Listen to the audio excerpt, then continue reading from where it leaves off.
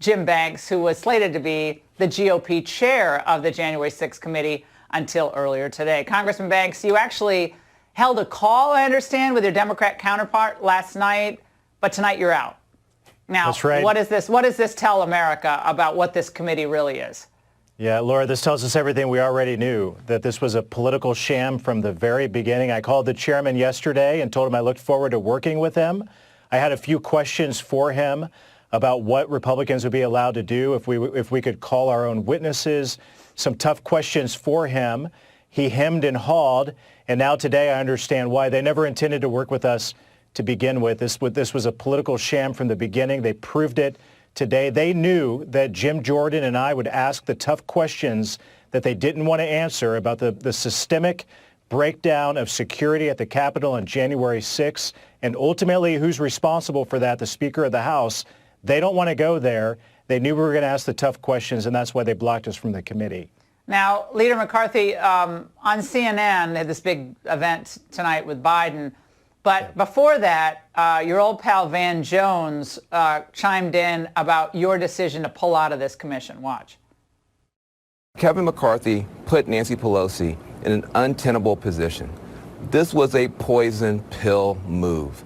If you're trying to put together a bipartisan commission, you have to put people on the commission who are serious about the mission of the commission. When you go and get people who have already discredited the commission, we've had nothing but a show, a kangaroo court. Your response? Think about who she's objecting to.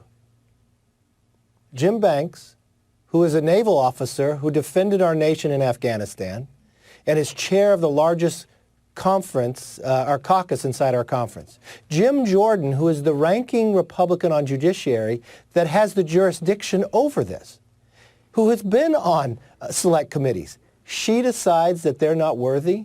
Never in the history of Congress and the select committee, I checked with the historian, has this ever taken place where the one party decides who's all on the committee. Look, I don't like who she puts on, from Adam Schiff, who lied to the American public, Raskin, who wanted to impeach the president on day one, who objected to the electors about President Trump.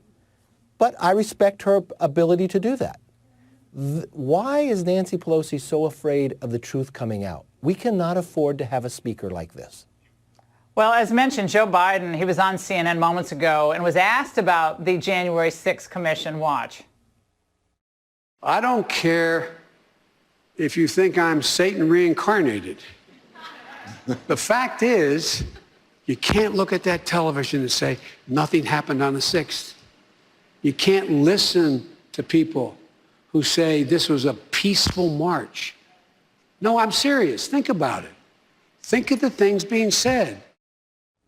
Congressman Banks, all emotionalism, no facts. No one said nothing happened. That's a typical Biden dodge. And of course, all the lemmings over at CNN just like, oh, thank you. So brilliant. It's ridiculous.